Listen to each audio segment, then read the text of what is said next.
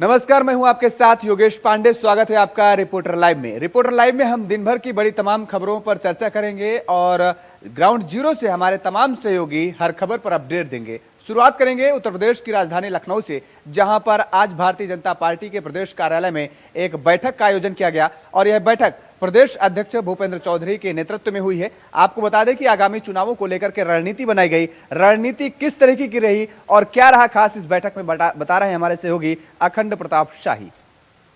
शिक्षक और स्नातक एमएलसी चुनावों के मद्देनजर बीजेपी प्रदेश कार्यालय में चल रही बैठक समाप्त हो चुकी है और इस समय हम बीजेपी के उसी प्रदेश कार्यालय में मौजूद हैं और इस समय ये बैठक समाप्त होने के बाद जो मंत्रियों की टीम बाहर निकली है, जिनमें रीता बहुगुणा जोशी भी हैं, जिनमें पूर्व मंत्री सिद्धार्थ नाथ सिंह हैं, जिसमें योगेंद्र उपाध्याय हैं, तमाम लोग जब निकले हैं तो जो लब्बो-लुआब निकल कर सामने आया है कि इस बैठक में जिम्मेदारियां तय भले न की गई हों, लेकिन प्रत्येक कार्यकर्ता को ये टास्क दिया गया है कि ये चुनाव किसी भी हालत में जीतने होंगे और चूंकि बीजेपी इस बार सभी सीटों पे चुनाव लड़ रही है, सभी 5 सीटों पे चुनाव लड़ रही है और बीजेपी इसे किसी भी हालत में जीतना चाहती है, तो जीतने के लिए जो लक्ष्य निर्धारित किया गया है वो तय है। अब कार्यकर्ताओं से अपील की जाए, कार्यकर्ताओं को इसको टास्क देते हुए उन्हें इस पूरे मुहिम में लगा दिया जाए ताकि किसी भी तरीके से चुनाव जीत के आए और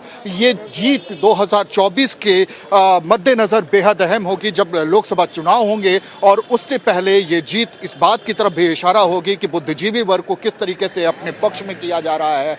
जो सरकार की उपलब्धियां हैं, चाहे केंद्र सरकार की हों या राज्य सरकार की, उन्हें कितनी खूबी के साथ जनता तक पहुंचाया जा रहा है, वोटर्स तक पहुंचाया जा रहा है। और चूंकि इसमें स्नातक और शिक्षकों की का चुनाव है तो जाहिर सी बात है ये चुनाव बुद्धिजीवियों का चुनाव होगा और अब तय करना है, कार्यकर्ताओं को रणनीति बनाई जा रही है ताकि ज़्यादा से ज़्यादा जो कार्यकर्ता हैं वो प्रत्येक वोटर तक पहुंचने की कोशिश करें और इस चुनाव को सफल बनाएं, बीजेपी को जीत दिलाने में कामयाब हों।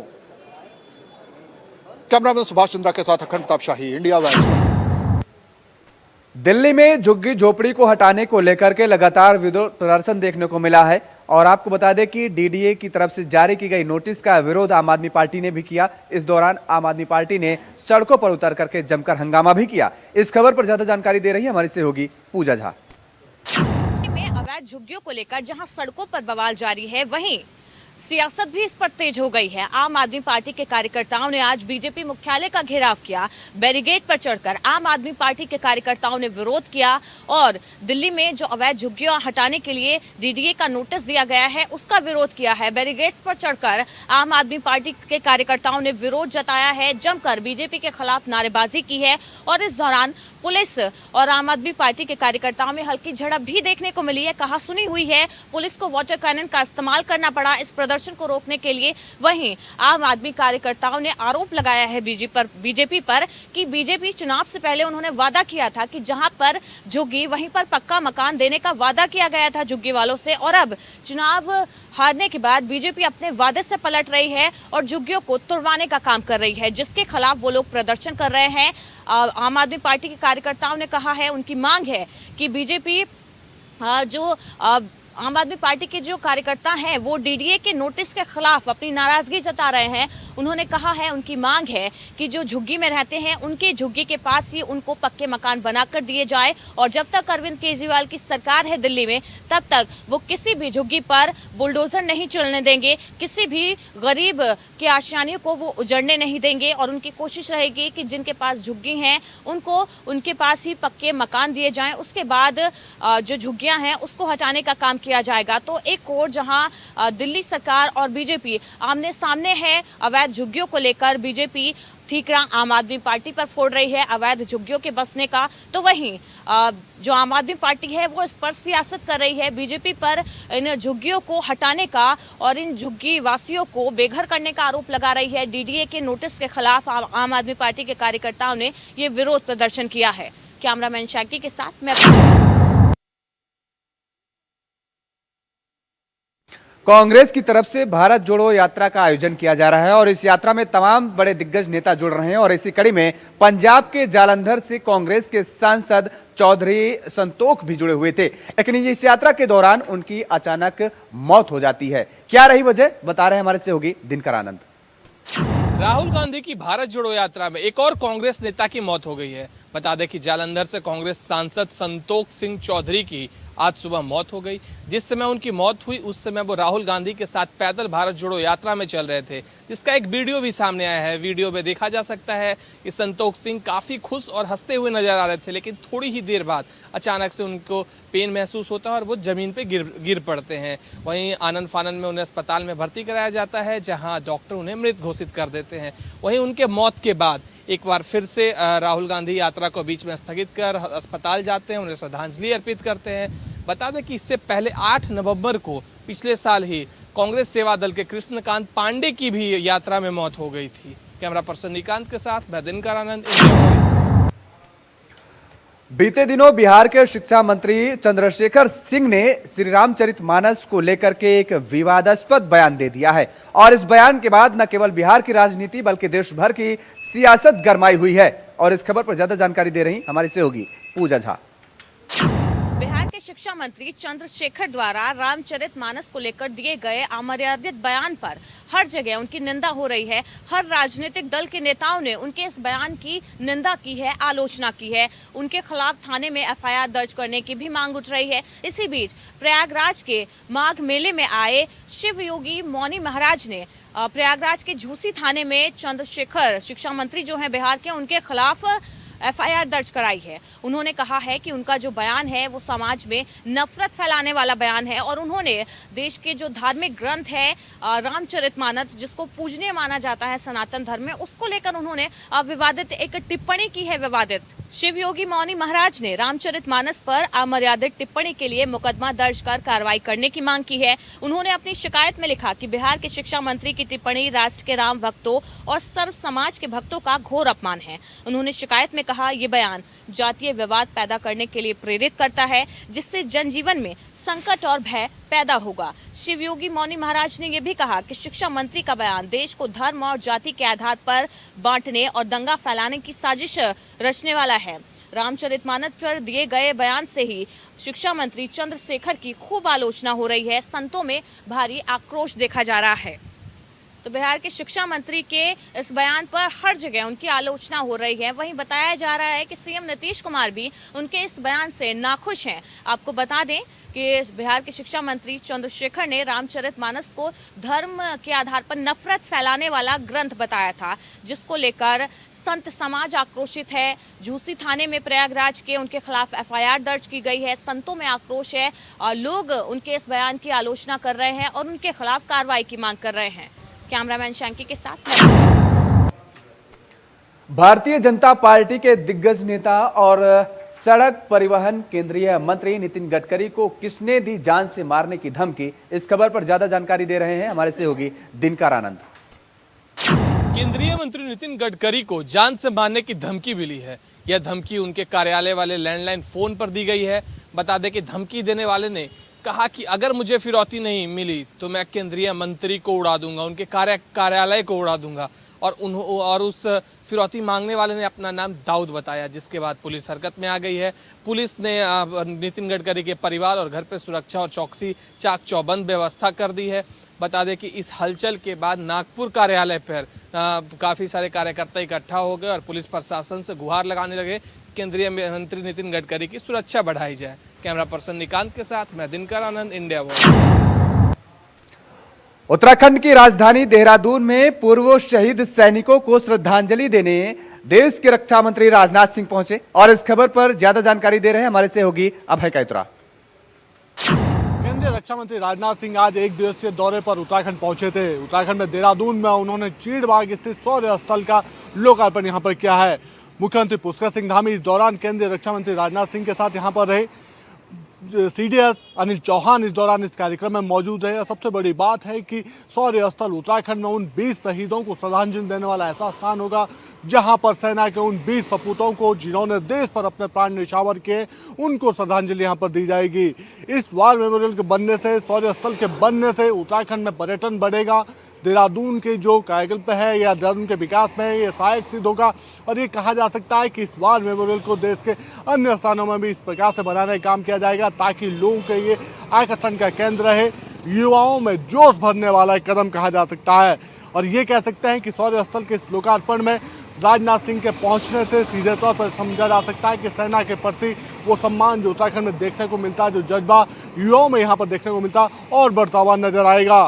कैमरामैन हतुना साथ अभय कैंतुरा, इंडिया वाइज, देहरादून। जोशीमठ में भू धसाव न केवल जोशीमठ के लोगों की दिक्कतें बढ़ा रहा है, बल्कि उत्तराखंड सरकार की भी टेंशन को बढ़ाता नजर आ रहा है। लेकिन इस बीच जोशीमठ और औली को जोड़ने वाला रोपवे प्लेटफॉर्म पर भी दरार देखने को मिल रहा है। और इस खबर पर ज्यादा जानकारी दे रहे हैं हमारे सहयोगी सोनू उनियाल। जोशीमठ में लगातार भूस्खलन का दौर जारी है। दिन प्रतिदिन लगातार जो खेत हैं, जो मकानों पर दरारें पड़ रही है, कम होने का नाम नहीं ले रही है।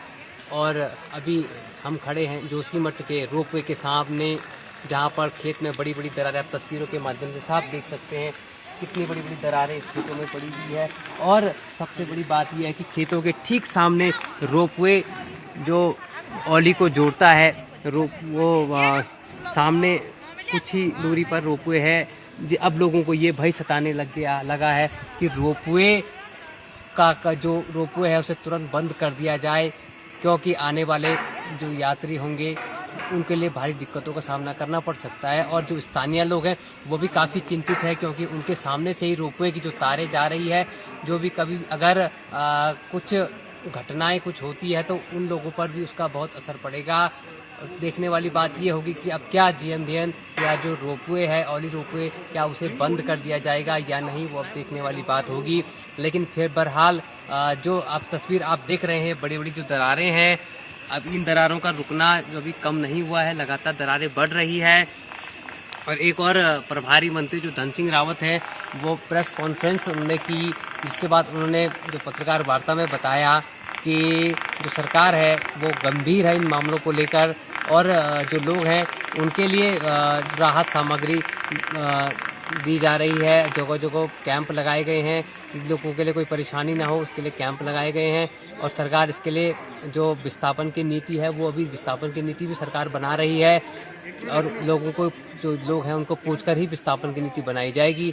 और उसके बाद जो सरकार है उनमें जो धन सिंह रावत है प्रभारी मंत्री, उन्होंने ये भी कहना उनका है कि ये चारधाम यात्रा को जोड़ता है जोशीमठ, यहीं बद्रीनाथ और यही हेमकुंड साहिब और यहीं पर ही औली है, जिसे बचाए रखना हम लोगों का भी एक दायित्व है। Sonu Uniyal, India voice, Joshimath, Chamoli. शुक्रवार को इसरो ने जोशीमठ भूधसाव को लेकर के सैटेलाइट की कुछ तस्वीरें अपनी वेबसाइट पर शेयर की थी। लेकिन ऐसा क्या हुआ कि शनिवार को इसरो को इन तस्वीरों को हटाना पड़ गया? इस खबर पर ज्यादा जानकारी दे रहे हैं हमारे संवाददाता नितिन चौधरी। उत्तराखंड के मंत्री धन सिंह रावत के कहने पर इसरो ने जोशीमठ के भूधसाव की जो तस्वीरें कल जारी की थी, तो लेकिन उनके कहने पे कहा जा रहा है कि उनके कहने से जो है यहाँ से वो तस्वीरें हटा दी गई हैं। जिस तरीके से जोशीमठ में जो उन्होंने कल 12 दिन में जो है 5.4 की सैटेलाइट से तस्वीर जारी की थी, जिस तरीके से जो यहाँ पर जो दरारें पड़ रही हैं जोशीमठ के अंदर, तो उसको तस्वीर जो थी कल इसरो ने जारी की थी। लेकिन उसके बाद जैसे ही आज धन सिंह रावत ने जो है वहाँ के प्रभारी भी बताए जा रहे हैं कि वो वहाँ के प्रभारी हैं धन सिंह रावत, उनके इशारों पर जो है इसरो ने वो तस्वीरें हटा दी हैं। डॉक्टर रावत चमोली जिले के प्रभारी मंत्री भी हैं और वर्तमान में जोशीमठ में कैंप कर रहे हैं।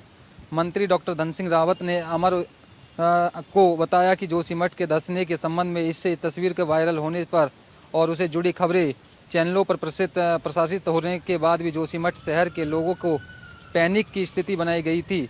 ऐसे होने से इशारों पर निर्देश से फ़ोन पर बात की और उनसे अनुरोध किया कि तस्वीर के संबंध में इसरो या अधिकृत बयान जारी किया है, या फिर ऐसे कुछ नहीं है तो वेबसाइट से तस्वीर हटा दी है।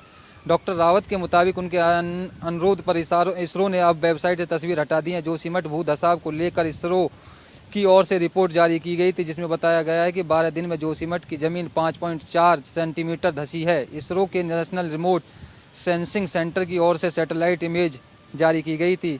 इसरो की ओर से जारी सैटेलाइट तस्वीर से पता चल रहा था कि जोशीमठ शहर में 27 दिसंबर से 8 जनवरी के बीच 5.4 सेमी नीचे धंसा हुआ है। वहीं बताया जा रहा है कि 12 दिन में अब से 5.4 के सैटेलाइट पे जो तस्वीरें कल जो है जारी की गई थी, लेकिन उसके बाद में धन सिंह रावत के इशारों पे जो है ये तस्वीरें हटाई गई हैं।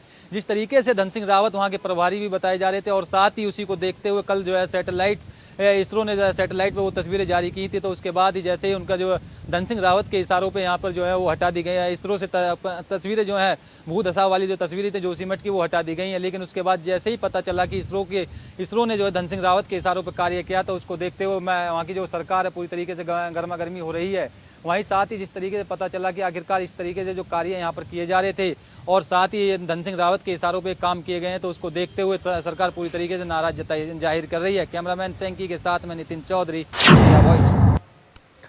उत्तर प्रदेश की योगी सरकार अपराध पर नियंत्रण पाने और अपराध पर कमी करने के दावों को साफ तौर पर देखा जा सकता है उत्तर प्रदेश में, लेकिन कानपुर के जो आंकड़े आ रहे हैं उसमें साफ तौर पर यह भी देखा जा सकता है कि अपराध में बढ़ोतरी हुई है। और इस खबर पर ज्यादा जानकारी दे रहे हैं हमारे संवाददाता मोहम्मद असलम।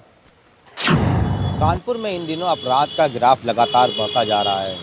बीते दिनों ककवन थाना क्षेत्र में डकैती और हत्या के बाद आज पनकी थाना क्षेत्र में युवक का रक्त रंजित शव मिला है, जिसके बाद इलाके में हड़कंप मच गया है। बता दें कि पूरा मामला कानपुर के पनकी थाना क्षेत्र के गंगागंज इलाके का है, जहां पर पप्पू नाम का युवक एक नौकरी करता है और बताया जा रहा है कि वो कल देर रात घर से तकरीबन 10 बजे घर से बाहर निकला था और ये कह कर निकला था कि वो दोस्तों से मिलने जा रहा है। जिसके बाद आज सुबह वहाँ पर लोगों ने पुलिस को सूचना दी कि एक युवक का शव वहाँ पर पड़ा है, जिसके बाद मौके पर पुलिस पहुँची है और फॉरेंसिक टीम पहुँची है और वहाँ पर जाँच की है।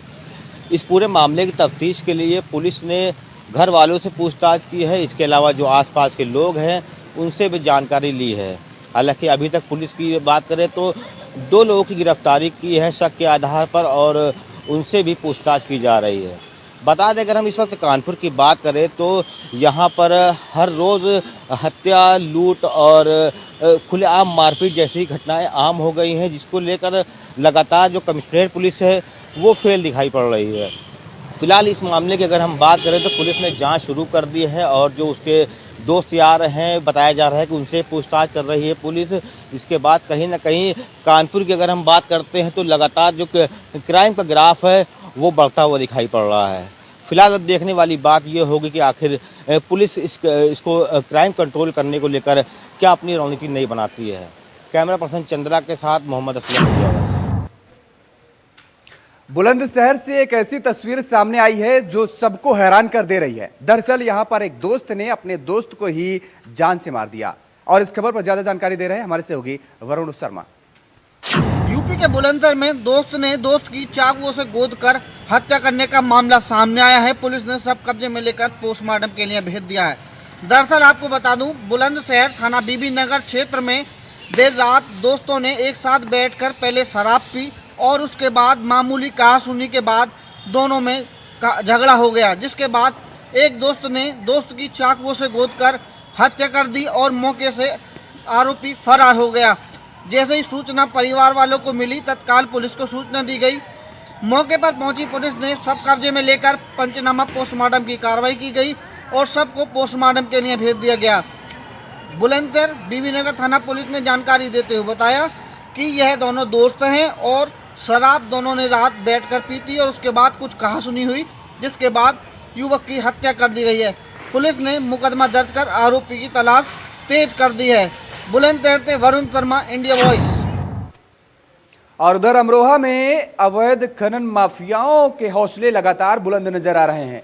सफेद रेत का काला कारोबार करते हुए माफिया नजर आ रहे हैं। इस खबर पर ज्यादा जानकारी दे रहे हैं हमारे सहयोगी मोहम्मद इमरान। अमरोहा में खनन माफियाओं के हौसले इतने बुलंद हैं कि दिन दहाड़े जमीन का सीना चीरकर खनन करते हुए वीडियो कैमरे में कैद हुआ है, जिसके बाद अधिकारियों ने इस पर संज्ञान लेकर कार्रवाई करने की बात कही है।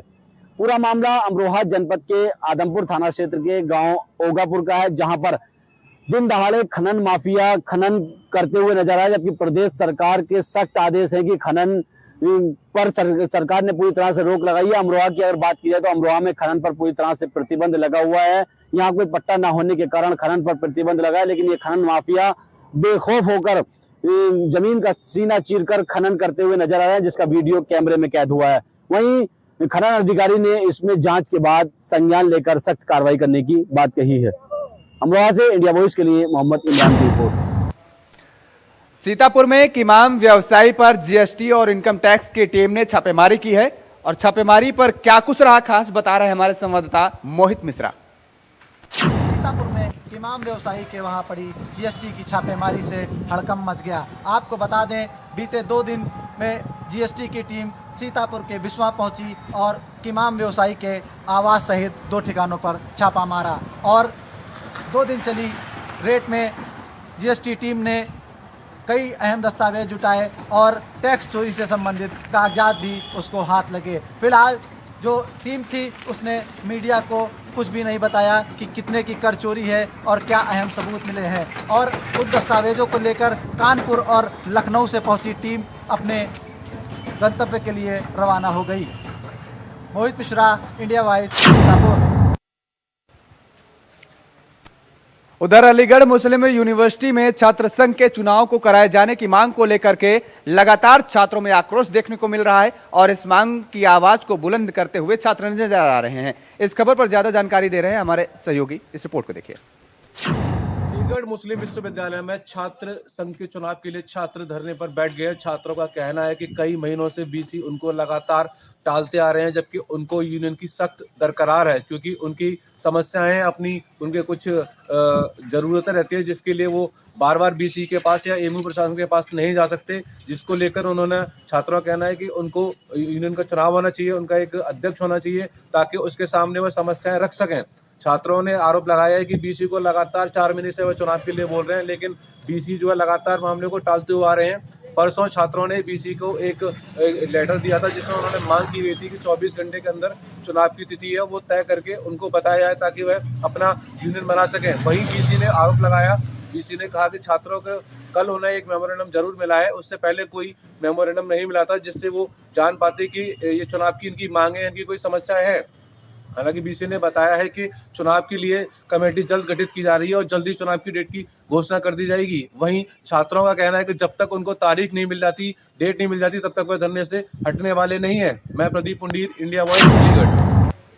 मकर संक्रांति के मौके पर प्रयागराज के संगम तट पर आस्था का जन सैलाब उमड़ा और इस खबर पर ज्यादा जानकारी दे रहे हैं हमारे सहयोगी मोहम्मद शोएब रिजवी। संगम नगरी प्रयागराज में आज आस्था के दूसरे स्नान पर बड़ी संख्या में संगम क्षेत्र में श्रद्धालु इकट्ठा हुए। संगम पर मकर संक्रांति के मौके पर स्नान पर्व पर लगातार श्रद्धालुओं का रेला अलग अलग जो घाट बनाए गए थे संगम के, वहां पर लोग इकट्ठा हो रहे हैं। क्योंकि इस बार जो मकर संक्रांति का पर्व है वो 2 दिनों तक होगा, 14 और 15 जनवरी को, इसलिए आज से ही श्रद्धालुओं का आना शुरू हो गया है। इस मौके पर प्रशासन ने भी पुख्ता इंतजाम किए हैं।